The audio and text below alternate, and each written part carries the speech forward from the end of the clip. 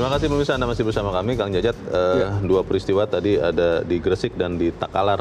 Itu memprihatinkan, tapi sebelum kita berdiskusi, kita akan mencoba dulu mencari tahu bagaimana sebetulnya, apakah ini sesuatu yang menjadi fenomena yang massal, atau ini hanya warning dari awal. Kita sudah terhubung lewat saluran telepon dengan pengamat pendidikan Indra Karismiaji. Mas Indra, selamat pagi. Pagi, apa kabar? Baik-baik, Mas Indra, kita prihatin dengan apa yang kita lihat di Takalar dan di Gresik. Tapi pertanyaan pertama saya adalah, apakah ini hanya baru 1-2 kasus memang, atau ini adalah seperti puncak gunung es, bahwa di bawahnya jangan-jangan yang tidak viral, tidak divideokan, terjadi juga banyak kejadian serupa. Menurut Anda bagaimana, Mas Indra? Sebagai orang yang pekerjaannya tiap hari keliling sekolah se-Indonesia, terus terang hal yang seperti ini bukan hal yang mengejutkan, karena ini memang banyak terjadi. Hanya kebetulan saja yang divideokan, kemudian diangkat ke media sosial, kemudian menjadi viral adalah dua kejadian ini. Tapi ini banyak sekali terjadi di seluruh Indonesia, yang memang ini adalah bukti hasil dari sistem pendidikan nasional kita menghasilkan banyak terjadi. Itu berapa, apakah Anda melihatnya sendiri, mendengarnya sendiri, atau seperti apa, Mas Indra?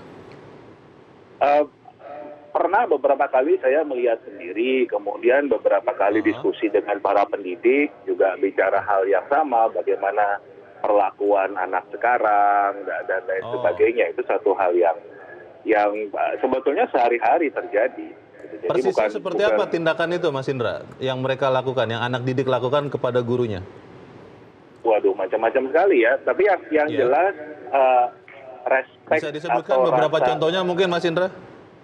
Oke, yang jelas pada dasarnya respect atau rasa hormat terhadap pengajar atau guru itu sangat jauh berbeda dengan zaman saya sekolah dulu ya, dan itu sehingga kadang-kadang yang terjadi, kita bicara ada pendidikan karakter dan lain sebagainya, tidak jalan di sekolah. Yang ada jadinya di sekolah itu hanya guru memberikan materi ajar, selesai gitu. Karena betul-betul anak itu kalau kita bicara tingkat peradaban, tingkat empati, tingkat etikanya itu tidak terdidik di sekolah-sekolah kita saat ini. Mas Indra, ini tanggung jawab siapa sebetulnya untuk mendidik siswa untuk tetap punya hormat yang sama kepada gurunya? Apakah memang ini sepenuhnya tanggung jawab dunia pendidikan, pengajar, mungkin pemerintah daerah, pemerintah pusat, atau justru ini adalah tanggung jawab dari orang tua, karena lebih banyak waktu di rumah kan daripada di sekolah sebetulnya? Bagaimana, Mas Indra? Kalau kita memandangnya dari sisi konstitusi kita, ya kan, itu di situ dikatakan kalau kita harus membentuk pemerintahan yang mencerdaskan kehidupan bangsa. Benar. Jadi kalau menurut saya tugas pertama sesuai dengan amanat konstitusi ini memang tugas pemerintah, dan harus diakui kita sudah merdeka sekian lama, kita belum menemukan pemerintah yang betul-betul punya komitmen untuk mencerdaskan kehidupan bangsa. Karena yang harus dilakukan pemerintah ini sekarang apa, Mas Indra, supaya memastikan bahwa pendidikan karakter yang membuat siswa itu tetap menghormati gurunya itu berjalan dengan sebenar-benarnya? Yang pertama memang harus dievaluasi sistem pendidikan nasional kita. Karena sekarang ini menghabiskan anggaran, ini baru APBN saja ya, 492 triliun. Itu baru APBN, belum APBD, belum dana masyarakat, belum yang lain-lain ya. Tapi kita dari berbagai survei, beberapa kajian lembaga internasional, sistem pendidikan Indonesia itu mutunya salah satu yang terendah di seluruh dunia. Dan itu beberapa kali di Metro TV juga sudah kita bahas mengenai hal tersebut. Dan ini belum pernah ada yang mengevaluasi setelah sekian lama ini kegiatan program berjalan terus, anggarannya tetap demikian besar, tapi tidak pernah dievaluasi, ya kan, kemudian dibuat satu perbaikan. Dan yang parahnya lagi, kita itu kan tidak punya blueprint, tidak punya grand design, tidak punya bagaimana pendidikan ini akan dibangun, manusia yang seperti apa. Nah, Harus segera dievaluasi ya. Terima Oh kasih. iya, itu produknya kan Terima kasih seperti Mas anak-anak Indra. tadi itu. Terima kasih Mas Indra sudah bergabung bersama kami pagi ini. Selamat pagi. Kalau bicara pendidikan Kang Jajat, ini kan sesuatu yang paripurna. Benar tadi mungkin dikatakan Mas Indra bahwa undang-undang mencerdaskan kehidupan bangsa itu adalah tugas pemerintah atau negara. Tetapi kalau saya pikir kan itu tidak bisa kemudian menafikan peran orang tua atau keluarga. Karena anak-anak itu ketika di sekolah itu berangkat dari pendidikan di rumahnya. Nah, pertanyaannya adalah apakah benar bahwa pendidikan kita yang sudah dapat 20% setiap tahun anggaran di APBN sangat besar itu. Sangat besar. Itu yang lain-lain hanya kebagian 4/5 loh ya. Itu benar-benar tidak cukup sampai sekarang. Saya kira ini menurut hemat kita tidak terletak pada soal anggaran, ya, soal problem yang sedang kita bicarakan. Bukan ini. Masalah uang ya? Saya kira bukan soal uang, tapi soal benar-benar memang apa yang disebut karakter itu. Oh. Ya. Anda tanyakan tadi di awal, apakah ini fenomena gejala umum atau kasus kecil saja? Ya tentu prosentasenya kalau dibandingkan dengan persoalannya yang begitu besar, ya tentu ini kecil. Jumlahnya secara tetapi kuantitas. Kan ini tetap saja kecil tapi kan mencolok ya, dan menjadi perhatian karena itu menjadi viral itu. Dan harusnya tidak boleh terjadi. Anda kalau masih ingat tahun lalu itu misalnya di Sampang seorang guru ditempeleng dan meninggal. Anda masih ingat ya? Iya. Itu kan luar biasa. Itu SMA. Kemudian juga pada kasus di Oktober juga di Kendari ada seorang murid juga mengancam dengan keris. Nah itu tentu betul kata Mas Indra tadi yang terekam, ya terekam oleh orang yang melihat dan tentu sekarang menyebar media sosial. Tapi yang tidak terekam pasti jumlahnya jauh lebih banyak. Ya. Tapi kita ingin dua kasus yang dijadikan contoh di editorial. Dua-duanya baik yang di Gresik ya maupun yang di Sulawesi Selatan Takalar itu dua-duanya terjadi di sekolah SMP, sekolah menengah pertama. Artinya tingkatnya masih remaja, baru selesai dari sekolah dasar. Benar. Kalau SMA bukan tidak kita memaklumi, tapi relatif memang sudah lebih besar, lebih dewasa. Ini masih SMP, sudah berani menantang guru. Dan yang di Gresik itu yang kita sedih dan prihatin adalah ditegur karena merokok di ruang kelas. Iya, merokoknya saja sudah salah. Merokoknya salah, merokok di dalam kelas salah, ditegur itu harusnya jadi masalah. Menerima. Ya, ini jadi persoalan saya kira karena sudah berlipat-lipat itu kesalahannya, tapi masih melawan. Dan lagi-lagi ini di sekolah SMP, di sekolah menengah tingkat pertama, yang baru selesai dari SD itu. Nah tentu ini menjadi keprihatinan yang luar biasa untuk kita. Pak Menteri mengatakan harus dibawa, wibawa secara fisik kita setuju lah, berpakaian tentu tidak harus sembarangan, dia seorang guru. Tapi lebih dari itu kan wibawa adalah soal keilmuannya, soal kedalaman ilmunya. Nah, tetapi kalau sampai seorang murid ditegur merokok saja, marah dan menantang, saya kira ini bukan soal wibawa. Ini soal karakter yang memang menurut hemat kita luar biasa. Masalahnya mungkin banyak Kang Jajat, tapi kan kita harus punya strategi yang konkret yang bisa segera kita lakukan untuk memperbaiki ini. Betul. Kita akan bicarakan di bagian berikut dan pemirsa tetap bersama kami, Editorial Media Indonesia segera kembali. Terima kasih pemirsa Anda masih bersama kami. Kang Jajat, kita ingin mencari tahu juga bagaimana pendapat masyarakat, pemirsa Metro TV terkait masalah ibu pendidikan ini dilindungi seperti apa. Kita sudah terhubung dengan Pak Anton di Maumere, Nusa Tenggara Timur. Pak Anton, selamat pagi. Pagi Bung Leo dan pagi Bung Jajat. Salam ya. Pagi Pak Anton. Silakan Pak. Jadi begini, fenomena yang sesuai dengan topik kita pagi hari ini, saya mau beritahukan beberapa hal, 4 hal mungkin. Yang pertama, pendidikan dari SD sampai dengan SMA itu metodologi pengajarannya adalah metode andragogi. Di dalam metode andragogi itu, jadi di dalam metode andragogi itu unsur keteladanan itu utamanya. Mendidik itu lebih banyak bobotnya daripada mengajari. Karena itu maka filosofi bangsa ini sangat luar biasa Indonesia ini. Ya, Tuturi Handayani, Madia Mangunkarso, Ingarso Suntulodo. Persoalan di sini apa yang terjadi? Rekrutmen guru saat ini itu beda dengan dulu. Orang dia tamat STM yang punya basic pengajaran dan segala macam ditarik menjadi guru honorer. Ini memang seperti ini. Maka itu saya ingin memberitahukan ya, guru itu sebuah panggilan, ya sama dengan dokter, perawat gitu ya. Objek materinya itu manusia, ya. Oleh karena itu perlu didukung dengan apa? Didukung dengan keterpanggilan diri, bukan menjadi guru untuk mencari pekerjaan ya. Nah. Beda dengan pekerjaan yang lain begitu Pak Anton ya? Oh iya, itu keterpanggilan harus memiliki idealisme. Karena itu, kenapa anak SMP sampai menampar bukunya? Keteladanan itu tidak ada. Cuma kalau melarang anak jangan merokok, gurunya jangan merokok juga. Gitu ya. Saya mau katakan, tadi Bung Leo sudah menyinggung, anak itu di sekolah itu 7 jam dalam 24 jam ya. Waktu yang lebih banyak tafsir untuk anak itu adalah orang tua dan masyarakat di sekitarnya. Karena itu maka guru itu sangat berat. Perlu ada undang-undang perlindungan guru juga. Kalau ada undang-undang perlindungan anak, maka solusi yang saya mau berikan adalah pertama, para psikolog dan sarjana psikologi itu banyak nganggur. Guru BP itu jangan diambil dari guru yang di sekolah itu.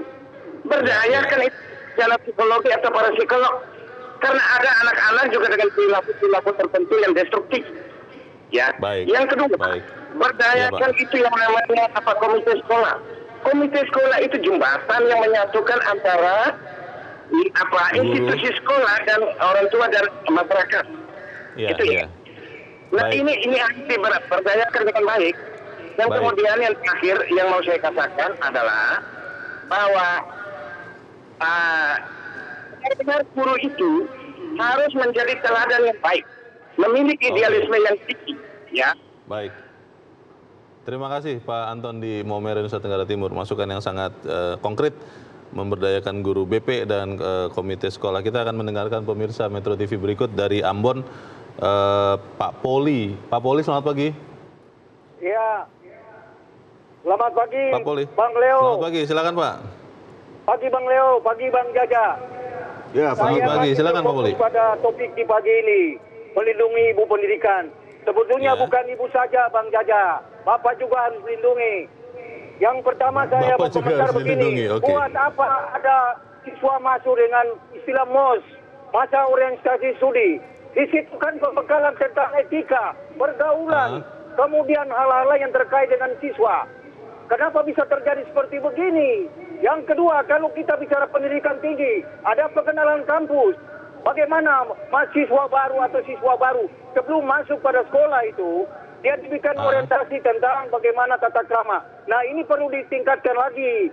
Yang kedua, kalau memang terjadi seperti begini, Undang-Undang Nomor 20 Tahun 2003 perlu dievaluasi tentang pendidikan orang Pancasila, bagaimana mahasiswa dan siswa ini. Yang kedua, saya kira ini waktu lebih banyak di orang tua. Oleh sebab itu barangkali pembinaan ini kan dari awal dengan keluarga, dengan pembinaan pendidikan orang tua. Ini perlu ditingkatkan lagi supaya siswa atau mahasiswa itu masuk sekolah, dia bisa tahu dengan pergaulan siswanya di sekitar ketika dia bersekolah. Kira itu komentar saya Bang Jaja. Terima kasih, selamat pagi. Selamat pagi Pak Poli di Ambon, Maluku. Di belakang Pak Poli ada Pak Nugroho di Jakarta. Pak Nugroho, selamat pagi Pak. Selamat pagi Bung Jaja, selamat pagi Pak Leonard. Selamat pagi Pak Nugroho, silakan Pak. Pendidikan ini adalah kunci hidup manusia. Ya. Pendidikan bukan cuma mengajar, tapi mewariskan nilai, karakter, keterampilan kehidupan. Sebenarnya tugas utama pendidikan ini adalah orang tua. Ya.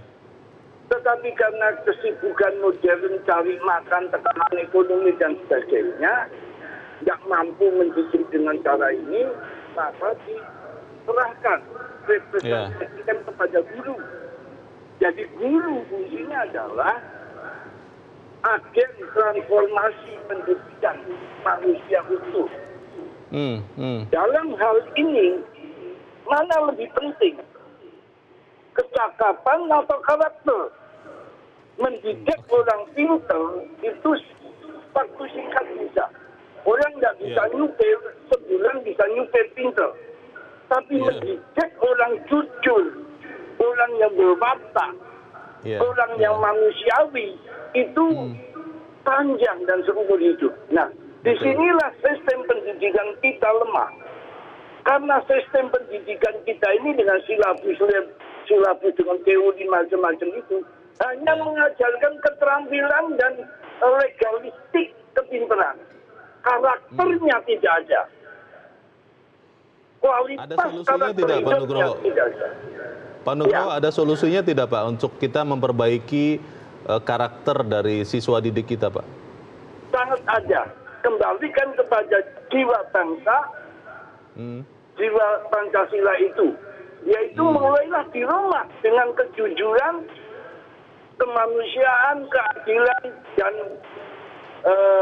kerendahan hati untuk menghormati hak orang lain.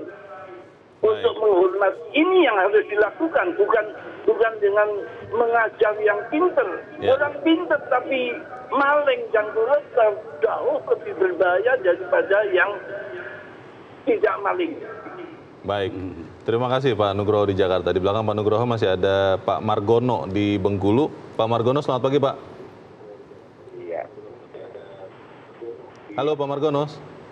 Selamat pagi, Bang Leo dan Bang Jaya. Iya. Ya, pagi. Silakan Pak Margono. Terima kasih. Saya sependapat dengan 3 penelpon terdahulu. Hanya actionnya memang Bang Leo harus dimulai dengan pengadaan guru. Jadi pendidikan guru itu kalau dulu ada SPG, tetapi sekarang kan sudah dihapuskan. Karena seorang guru itu memiliki kekhususan dalam melakukan pekerjaan. Untuk itu tentunya pengadaan guru juga harus dilakukan dengan khusus seperti dulu, agar tidak salah dalam rekrutmen.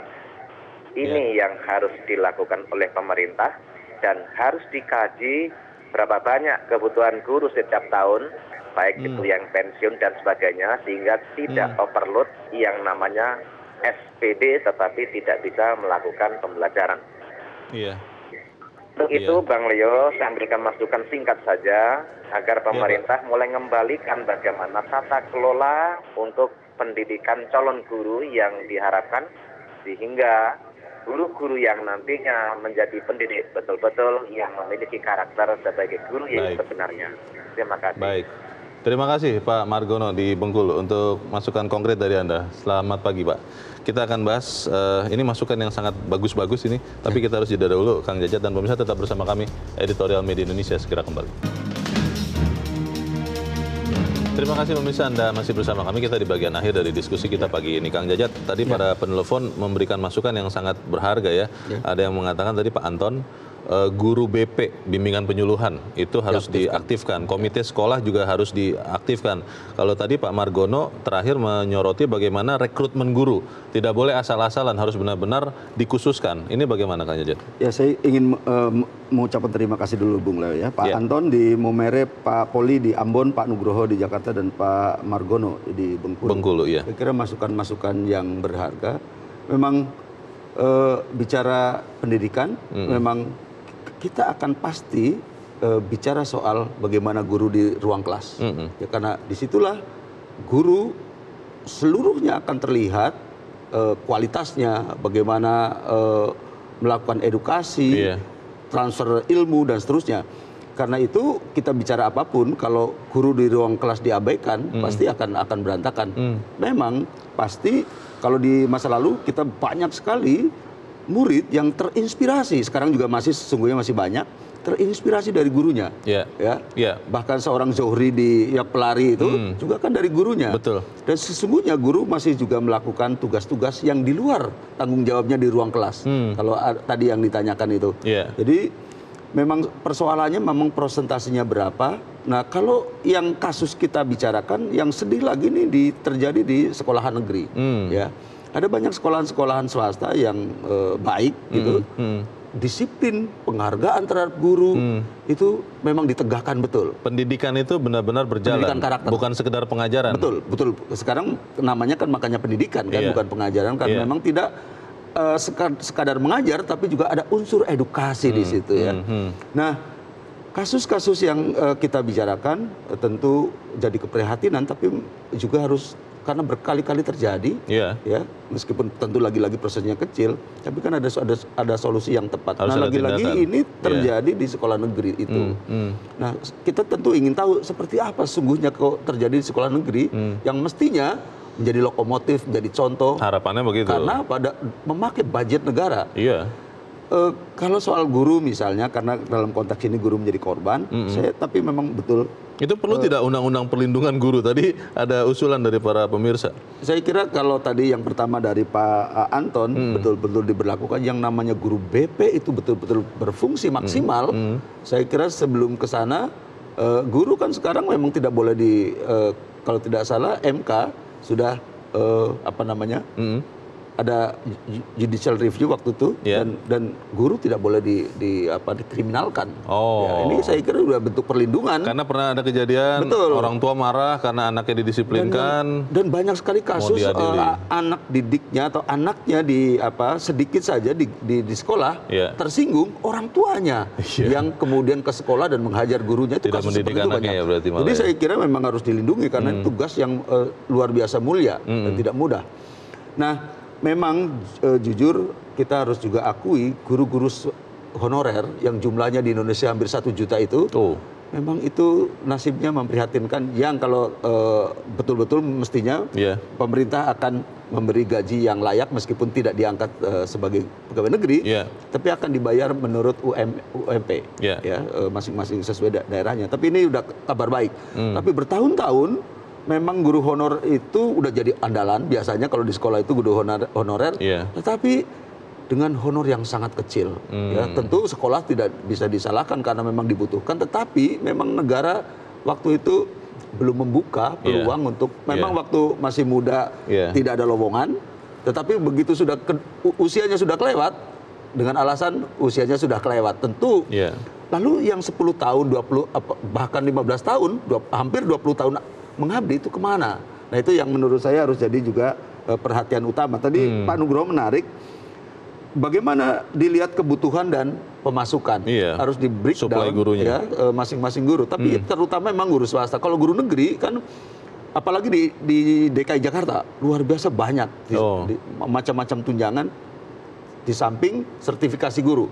Sertifikasi guru itu jumlahnya luar biasa, Bung Leo. Jadi itu memperbaiki kualitas guru atau malah membebani guru? Nah, tapi ternyata dalam banyak saya ngobrol dengan para guru, ex-guru, itu ternyata sertifikasi guru tidak menambah kualitas pendidikan kita. Nah, itu menurut saya harus dievaluasi menyita waktu juga. Mereka katanya ya? Menyita waktu mereka. Nah, di daerah saya melihat guru-guru itu masih sangat serius. Tapi di beberapa tempat memang saya melihat, ini hasil ngobrol saya dengan berbagai guru itu, dan mudah-mudahan sih harus ada survei kalau mengevaluasi. Setahu saya memang ternyata tidak ada korelasinya itu. Supaya tidak terulang lagi. Ini kan kalau kita bicara sekarang, semoga tidak terjadi, tapi kejadian lagi berikutnya. Kita ini kan jadi seperti bangsa yang bodoh karena terus-terusan melihat ini terjadi tapi tidak ada tindakan nyata. Apa yang bisa segera dilakukan? Kita sedih sebetulnya harapan di Indonesia itu mestinya lebih dari itu karena kultur kita juga menghormati orang tua. Harusnya. Agama juga mengajarkan seperti itu, orang tua dan guru itu harus sangat dihormati. Tapi kenapa itu justru terjadi di bangsa yang ras-ras kuning di Asia itu? Yang sangat menghormati guru, karena itu ketika ada survei Global Index yang dilakukan tahun lalu terhadap guru itu, bagaimana negara mana yang paling menghormati guru itu, ternyata memang Cina nomor 1.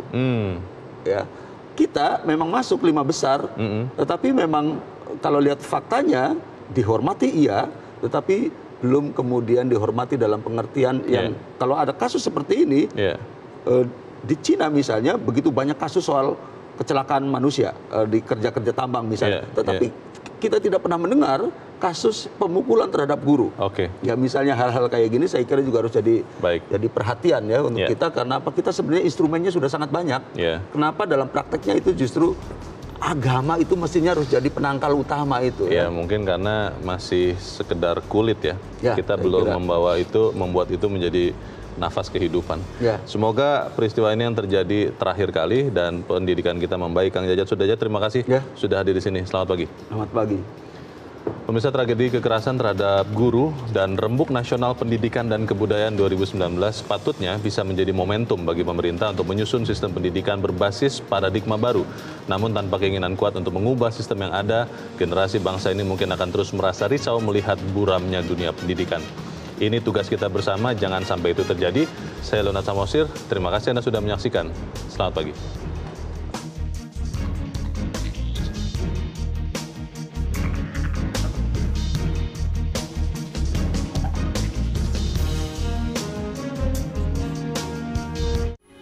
Metro TV, knowledge to elevate.